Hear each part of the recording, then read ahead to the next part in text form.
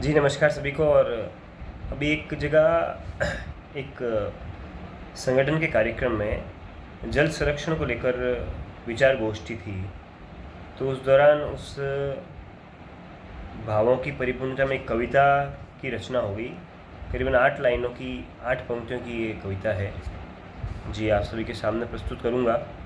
छोटा सा शुद्ध सा प्रयास है। देखिए आप, बात करते हैं हम जब जल संरक्षण के विभिन्न आयामों पर।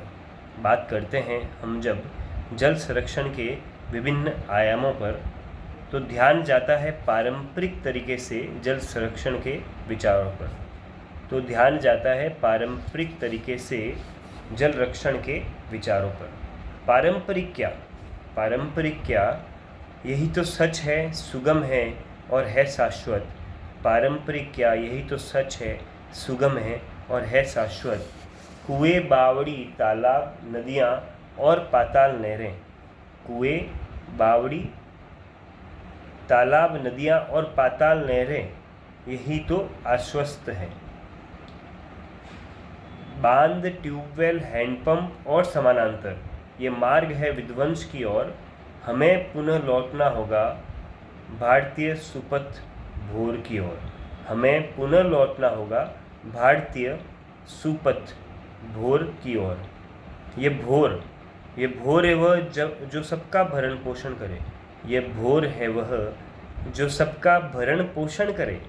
जी हाँ, सबका भरण पोषण करे। और ये भोर है वह जो सच में जल संरक्षण करे। ये भोर है वह जो सच में जल संरक्षण करे। जब हम बात करते हैं हमारे पारंपरिक तरीकों की, तो कुछ नाम आते हैं जैसे कुएं, बावड़ी, तालाब, नदियाँ और पाताल नहरें। जी हाँ, पाताल नहर जैसे आज सरस्वती नदी जो है, या और भी जो अन्य बड़ी बड़ी नदियाँ, उन सभी की पाताल नहरें होती है, जो बिल्कुल उन्हीं के नीचे, काफ़ी नीचे ज़मीनों में बहती रहती है। और हम बात करते हैं जो आज के आधुनिक तरीके, बांध है, ट्यूबवेल है, हैंडपम्प है, ये सब क्या है? ये सब विध्वंस की ओर ले जाने वाले मार्ग है। भले ही हमें लगता है कि इनसे हमारा भरण पोषण हो रहा है, नहीं। इनसे जो पानी हमें मिलता है वो हमारे लिए उपयोगी कितना है आप सभी जानते हैं। थोड़ा गहराई में सोचेंगे, चिंतन करेंगे तो आपको इसका भी उत्तर मिलेगा। नहीं तो हम आगे अपने वीडियोस में इस बारे में अपनी बात रखेंगे। और हमने कहा कि हमें भारतीय सुपथ भोर की ओर लौटना है। ये जो भोर है, ये जो आने वाला प्रातःकाल होगा, जो भारतीय व्यवस्थाओं के तहत होगा, वो क्यों इतना उन्नत है, वो क्यों सबका भरण पोषण का विचार करता है।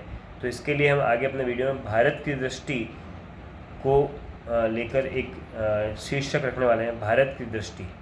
जी धन्यवाद सभी का। और कुछ गलत कहा हो तो क्षमा प्रार्थी हूँ। जय माँ भारती, जय माँ प्रकृति, वंदे भारतम।